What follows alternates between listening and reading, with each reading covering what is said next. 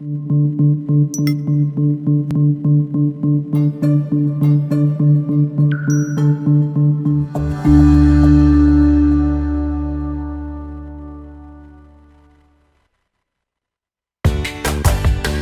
to our podcast, Doing It Right. This podcast reveals authentic stories from successful leaders doing it right. It's about their journey to become a leader, their choices, motivations, and lessons. In essence, how they built successful personal brands. Your host is Valerie Sokolowski, author of 8 leadership books and nationally known as an authority on executive presence and personal branding. Let's get started. Here's Valerie. Welcome today. I have a guest that I can't wait personally to ask questions to because it's all about our brain. And heaven knows I want to know as much as I can to save as much of it as I can. Let me just tell you about Leigh Richardson. She is the founder of the Brain Performance Center and obviously a clinical director. She came to this career a little surreptitiously. What's that word? Meaning, from personal experience, it got her into this career, and I'd love to ask you about that. So welcome, Leigh, to our show today. Thank you, Valerie, so much for having me. You're so welcome. And it's such a pleasure to have the opportunity to talk about, how this all got started. Well, tell us about that. And you've got a book out we're going to talk about that led to all of this. That was a culmination of it, too. What happened to you that got you into this? Well, I have twin boys, and today they're 31 years old. And I know I'm dating myself with that. But when they were in second grade, one of them got hit by a car, and the other one actually watched it happen. And at the time, I didn't know who I was more worried about. So we grab them, we go to the emergency room. Yes, you've had a concussion. And we were very blessed. We got through it. Everything was okay until he got in 5th grade. He goes into 5th grade, and this was a while ago, and he says, "Mom, I got to talk to you. I need some help." I'm like, "Okay, how can I help you?" And he said, "Mom, I have ADHD." And I said, "You can't have ADHD. I don't even know what that is." And he said, "Well, I can't remember things anymore. I have trouble focusing, and I can't concentrate." And I was just shocked. And I said, "Okay, I got this." I said, "I'm going to go to the school and I'm going to talk to the school counselor." So I go up there and I explain, the situation. My son thinks he has ADHD and I need to help him. And she said, "Your son doesn't have ADHD. He's never failed anything. He's never been a behavior problem. Your son's lazy." And I said, "Great." I said, "Okay," because they are twins, and his strengths were very different than the other one, who was more book smart. I said, "Okay, maybe he is a little lazy." But he came to me and he asked for help. What can I do to help him? And she said, "Well, put him on medication." And I said, "Why would I do that? You just told me there's nothing wrong with him." She said, "Well, that's all you can do." So as a mom, I had to do something. I had to help him. And what I had noticed from the 5th grade, and 5th grade is a hard year. It's a transitionary year, but his self-esteem had really started to slip. And I made up my mind, I've got to do something. I've got to find help for him. So I started looking and just checking around, and I found a neurologist over here in Dallas, Dr. Walker, and started doing treatments with Dr. Walker. Then I did them for myself. I've been in ICU twice with brain injury. And the first time I lost my sense of smell. And the first time I did neurofeedback, I got my sense of smell back. By that time, I'm convinced this is the greatest stuff in the world. And, I'm going to make a career change.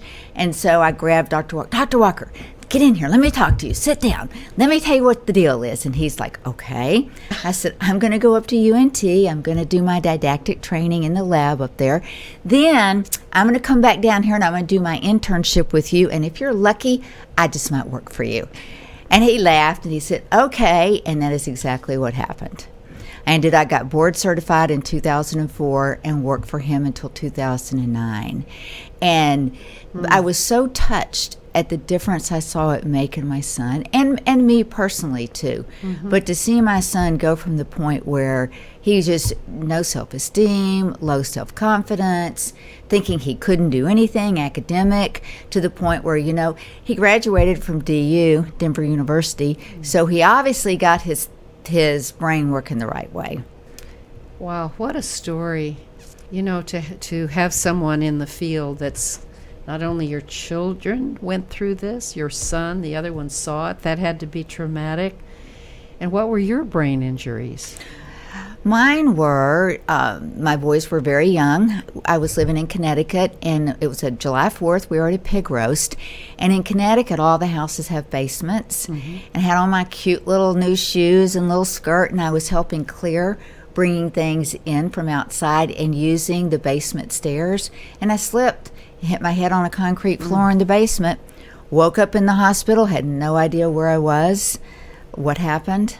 And I was very lucky. The only thing, when they told me you've lost a sense, and I thought, thank gosh, it's not my eye. With two 2-year-olds, I have to be able to see, I have to be able to hear. And at the time I thought, it's no big deal, it's my sense of smell. But Valerie, just stop and think about, what do you remember from Thanksgiving? Oh, smells, absolutely. You smell something before you ever taste it. That's true. And that sense of smell has a direct connection to the brain.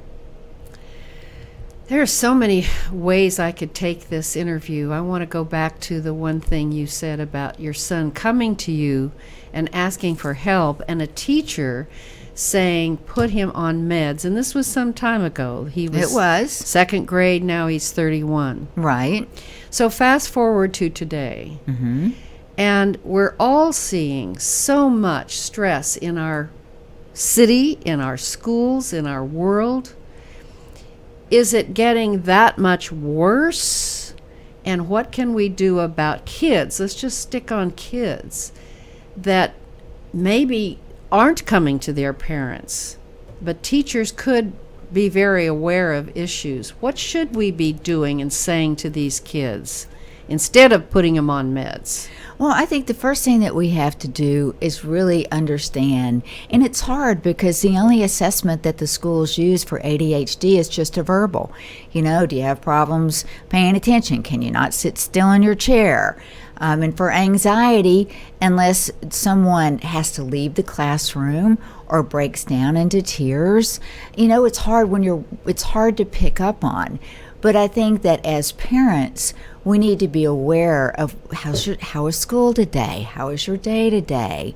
And anytime your child doesn't really want to go to school, there's a reason.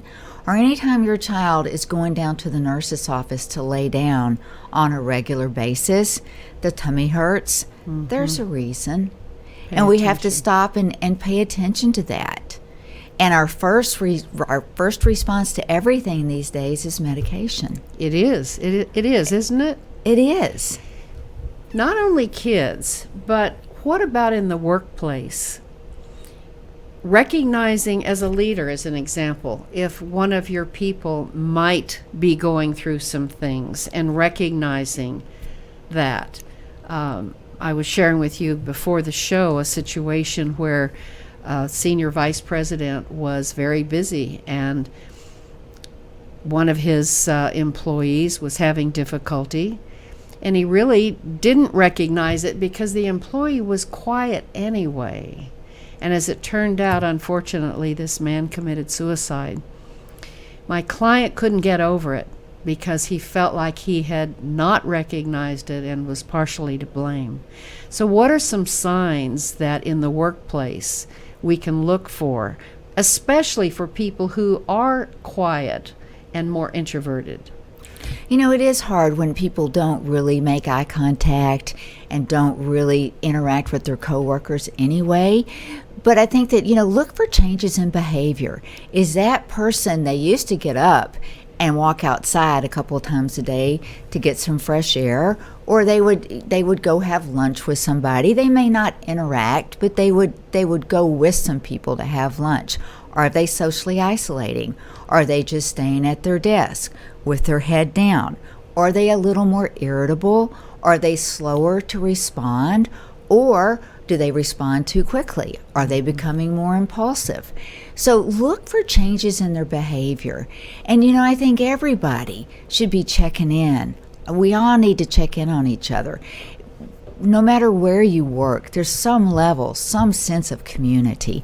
And that sense of community means you're checking in on people. Well, checking in is very much a part of this whole thing about engagement. If you don't engage regularly with your people, you don't know enough about their behaviors because you're not around them enough. So that's wise and sage advice. What about people who are just having difficulty with, let's say, giving a talk, giving a speech? When I teach presentation skills, often someone will say, I get so anxious before I have to go in and make a board presentation, or even getting in front of their team.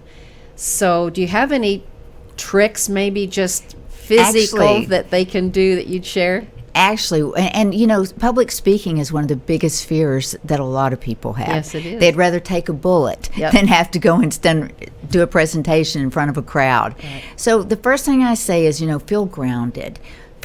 And sometimes I'll say, sit down, put your feet on the floor, feel grounded in your chair, put your hands on your knees, just feel grounded. And then think about your breathing. Because when we're talking, I have to take 12 to 14 breaths a minute to say everything I want to say. But my optimal breath rate is 5 breaths a minute, and everybody's optimal breath rate is between 4 and 7 breaths. And to breathe that slowly, to actually feel that breath down in your tummy, it's hard work. And you have to focus. So it distracts you from your anxiety. And then the last thing, I think, the best stress reducer there is take your left hand, these 2 fingers, and it's the meridians of energy that connect to the brain, and hold it very gently with your right hand. Gently. And breathe. Take 10 deep breaths. And it's very calming. It is extremely calming. And what I like about it is you can do it anywhere. I can just put my hand under the table. That's right. You can really do it. You could even nobody knows what you're doing. I love that. That's a really good tip. So, tell us about your book that is just coming out and took a long time for you to get there. I know it was a journey, but it's called Brain On, Game On. And there are some things in here I've already really taken to. What would you tell us about what you want the audience who would buy this book to get from it primarily? What's the main thing? The main thing is everybody has some anxiety or some depression or some grief or some trauma, and it is okay. We don't have the mindset, power through it, just push through it. Yeah. And my advice is don't do that. Lean into it. Okay, I'm having a bad day. Lean into it, because you'll come out stronger if you accept it. And that's really why I wrote the book, is we've got to have a better understanding of mental health. Look at the suicide rate today. Look at the overdose rates today. People are having a difficult time just getting through life. And if they could have, that suicide decision, that is a decision that is made within 10 minutes in the brain. And if they had the opportunity to stop and say, you know what, I'm having a bad day, I'm going to go outside, I'm going to get some fresh air, or I'm going to call my spouse or my partner. Utah and Oregon just passed state laws that students can take mental health days the same way that they can take a sick day. Is that right? Yes. What do they have to say I need to take this day? They just say, I need to take a mental health day. And, so many people, they'll probably abuse it. 1 or 2 may, but most. Interesting. I think being able to take that break when you need it, you're able to come back stronger. Lee, human behavior is such an interesting topic, just period. What about at work when you're having difficulty with, let's say, a coworker, and that can be very stressful, particularly if it's a boss or someone that you're around a lot. What advice would you give to someone dealing with that kind of stress every day, and you can't get away from it? No, you What can't. can you do? And a lot of times it's just different communication skills and styles. Some people don't think anything about, hey, I need this done. And they don't mean to come off as abrupt and brisk. That's their style. So what I would encourage people to do is just stop and think about what your style is. Understand your style, and then look at other people's style. And, that'll help you improve your communication skills. Because you realize, what, maybe I say it 3 or 4 times before I actually leave. And maybe that other person is saying, okay, Lee, I got it the first time. So I think style is important. I think always making eye contact with somebody is important. And I think picking the right time to communicate. If somebody's running in the door late and you know that, and they have a meeting in 10 minutes, now's not the time to go get that signature or make your case for another cause. Be intentional with the way that you communicate. So style is very important, and it's something that it's just a core of relationships. If you know that you're a driver, as an example, and you just say to your people, well, I'm just the way I am, take me or leave me, you're going to get left a lot of the time. That is not going to create a culture that we want to work within, right? Well, what that I hear when you say that, well, you don't care if I like you or not. That's right. Take me or leave me. That's what they're saying, isn't it? It is. Now, it may not, I'm not saying that's what they mean. What they also could mean is, please accept me for what I am. Okay, and that's fair. But let's take it to emotional intelligence, this big thing with all the assessments, and yes, I give this too. A lot of people aren't aware, Lee, of their style making an impact that's not good in the workplace. So if you're working for someone like that, again, what can you do? Are you supposed to just go and say, let me just tell you how this is affecting me? Do you confront it? What would you say? Well, I have to be honest, my style is more, I would confront it, but I would confront it from a standpoint of, I'm having a hard time with some of our communications. What can I do? Excellent. To make it better? Excellent. There you go. I'm so glad you said that. Communication is two-way. It is. And if you don't have a good communication, it behooves both of you to have some kind of a conversation outside of the workplace if possible. Like, let's take a walk or have a cup of coffee, but confront it or it's just going to get worse. It's not going to go away. It's not going to go away. And I think that sometimes other people may recognize it too, but they may not have the courage to address it. Courage. That's right. There's a lot of that going on too. What would you say has been the most wonderful outcome of your work? Is there a story that you might share with us where someone has come to you and you really have made a difference in their life? I have been so blessed. And 4 of my greatest stories actually filmed testimonials, and they're on my YouTube channels. So, but every day, my whole goal is to help you get to the next level. It's all about taking it up a notch. And it doesn't mean that, for instance, Dustin was in a car accident. He was the only one that lived, was in the hospital for a year. This is a client. What he went through was incredible. But it's just as important to me for that person that they're so anxious that they don't get to work every day and they're getting ready to lose their job, or they're so depressed that they're socially isolating and all their friends are just about done with them. It's just as important to me to help them get to that next level so that they not only can keep their job, but they can start to think about, what's the next step for me, professionally, personally. Sure. And even if it's a high school kid, they so want to get in that school. They so want to get those SAT scores. And a lot of time, if you just calm that brain down and focus on the right things, that in itself will help you move forward. So, Lee, talk about the brain and the connection. We don't know all there is about the brain. It's such a wonderful thing, right? It is. But how can you describe to someone how they can calm their brain, if that's what you're saying? What do you do? What does that look like? Well, what I do is I take an integrated approach. I do neurotherapy. I do What is that? Now, that is retraining the brain to be in a regulated state. The way that I look at the brain, it's either regulated or dysregulated. If it's dysregulated, once you identify where the dysregulation lies, and that could be with the power, the electrical activity, that could be with the coherence, the way the brain shares information, that could be the timing in the brain. Once you identify where the dysregulation lies and what network in the brain, this is like a computer. It's all networks and hubs. Once you figure that out, then you can retrain it.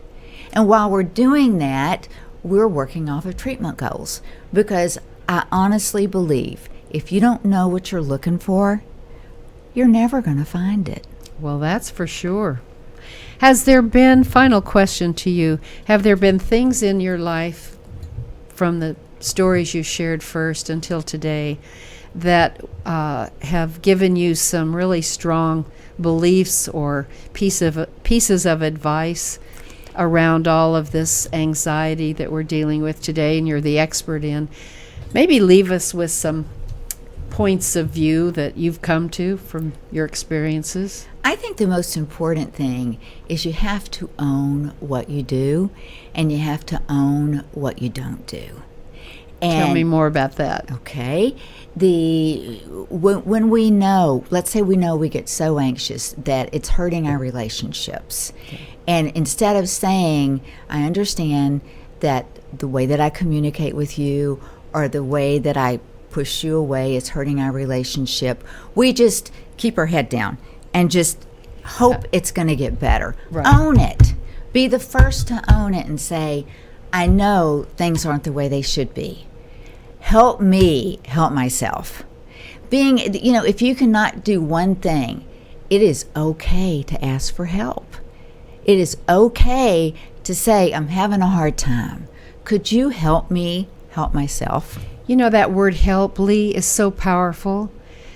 When you say to someone, help me, just think about it. The first thing that comes into the other person's mind is, okay, of course I'll help.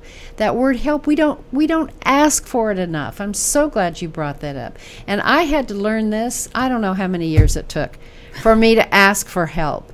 I still have a hard time, but I know that people want to help us. So I love that advice. People feel so good when they can help you. Yeah. And I know, because nothing makes me feel better. And I get to live in that world of helping people, of just helping them become truer to themselves, stronger and better at everything they believe in and everything they do. You know, Lee, you're just grinning and smiling. Your eyes are just bubbling. Isn't it wonderful when you have found a career, which you have, unfortunately through some difficult situations, but still, it seems to me that you are just in such a flow and that you're doing something that is so purposeful. Is there one thing maybe you could share with people who are anxious because they're not finding their flow and not finding something of purpose? Never give up. Never give up. That's and great. It's your responsibility. If you're in a career or a job that does not fit you, it is your responsibility to find options. And there's lots of assessments. You know, there's a world of things you can do online, and there's ways that you can do that working with people. Mm-hmm. But explore. And I think a lot of times we're afraid. I don't like this. But we're afraid because sometimes the devil you know is better than the devil you don't know. That's very true. And sometimes it can be outside of work. If you just go outside of your thought process and think, well, what can I do maybe in the community, or what can I do with the neighbor down the hall or something? And pretty soon Ideas will come, but we've got to get out of ourselves, and we just get so bogged down. I am delighted that you wrote this book. It's got so many things in it, Lee, about the brain and about just life in detail. You talk about motivation and creativity, certainly stress. I love this one. After 40, the brain plateaus. Oh my gosh, I hope not, because I just hit 40. Okay, that was a lie. But I'm that glad shows you wrote your creative part of your brain still working, Valerie. One final question about creativity. I often hear when I am coaching, someone will say, well, I'm not very creative. And, brain expert, what would you say to them? I would say stop saying that. Because you're telling yourself you're not creative. Exactly. Creativity is not a right side brain thing only. It's connectivity. So if you're not feeling creative, you're not connecting. You're not engaging with everything that's around you. There are things that everyone does that are creative. We just have to have someone else pull them out of us. Absolutely. Valerie, I do have a question. Great. If you don't mind. Okay. So, Lee, regarding mindset, would you mind talking a little bit about how the type of mindset we have affects the brain, and how a change in mindset can change how we operate? That's a really interesting question, and it plays to a very important part. Okay, this is a true fact. The brain takes in 11,000 bits of data every second. Only 40 bits of that data can be processed on the conscious level, which is the mind. The rest of that is processed on your subconscious level, and that is your brain. And I've always told my kids, listen to your gut, because your gut is your subconscious. How many times have you gone to sleep thinking, I got to get up the next day, I got to make a decision about this, and you wake up and boom, that decision is there. So the way that I see the mind, that's the conscious level of thinking, and the brain, that's the subconscious level, and the brain will figure it out. It's just that you have to trust it. And it's on a conscious level, people that are anxious, well, I tell myself all day long, don't feel that way. Don't let that leg jiggle, jiggle, jiggle. Well, does that stop it?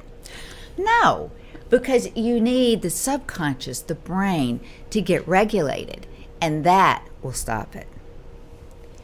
All right, I have to pull in one other question on that. When you say regulated,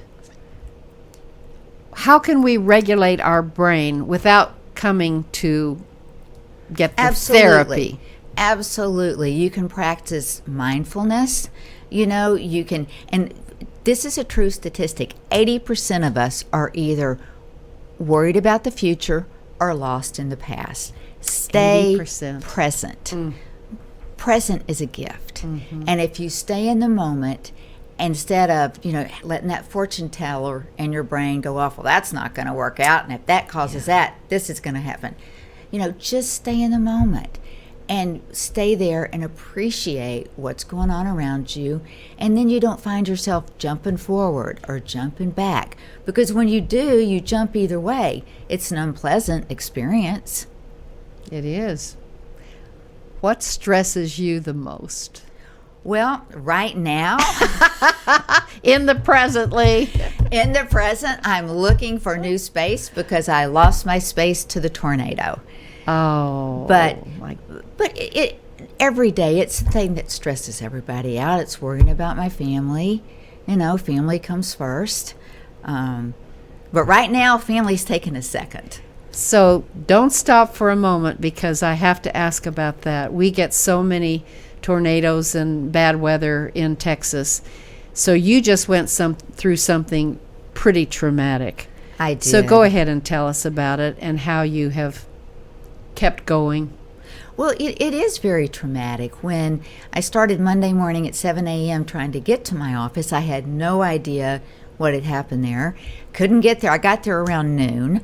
I parked a ways back from my office because I couldn't get close in a residential, and I walk up, and I walk in that office door, and I see that pink asbestos, that insulation just covering everything, and I'll never lose that vision.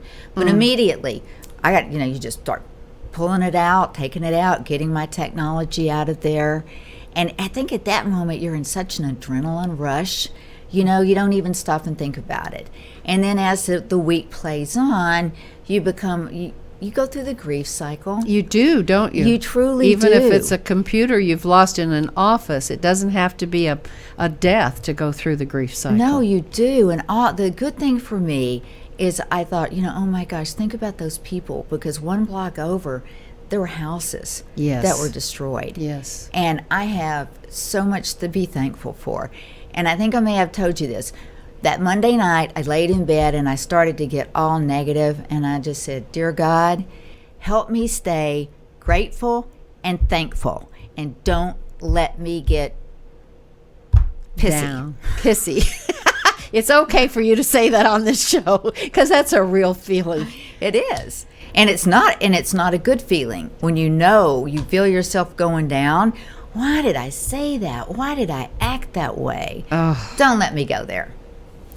Well, you're amazing in how you got through that, because that was a really big event in our city, and one that in October, having tornadoes, really. And I'd like to just say one thing. The community around us, Ebby Holiday opened up their office to me, and I'm a client. I've been a client a couple of times, but they said, we'll give you temporary space until you can find real temporary space. Now, see, there you go. And I've seen that Help. throughout Dallas. Yeah. It's a sense of community that helps us come together. And just me hearing Mark Cuban gave $100,000 to DISD. I know his kids don't go there, but that makes me feel Dallas is going to come back from this. Yeah. When the things get tough, the tough get going in so many ways. Lee, you're a real example of living everything that you're doing for other people. Thank you so much for being on the show, and we'll look forward to having your book come out very soon. It will be out very soon. All It'll be right. on my website next week. And your website is? thebrainperformancecenter.com. The Brain. All right, and there it is, audience, up on the screen for you right now. Thank you so much for listening. This has been interesting, just to have an expert on the brain talk to us about things like everyday life, stress, anxiety, and a few tips on how to do it, but you're going to have a whole lot more in her book. So thank you so much, and until next time, stay authentic, enjoy life. And I think Lee really does have a good point. There's always something we can be grateful for. Something. Find it. It really does help. Bye for now. Thanks for listening. To receive Valerie's voice, free monthly leadership tips, and to learn more about her leadership programs and coaching, visit her website, valerieandcompany.com. Next week, we'll be here again to inspire, engage, and equip you with teachable points of view from successful leaders who have been doing it right. Until then, lead authentically.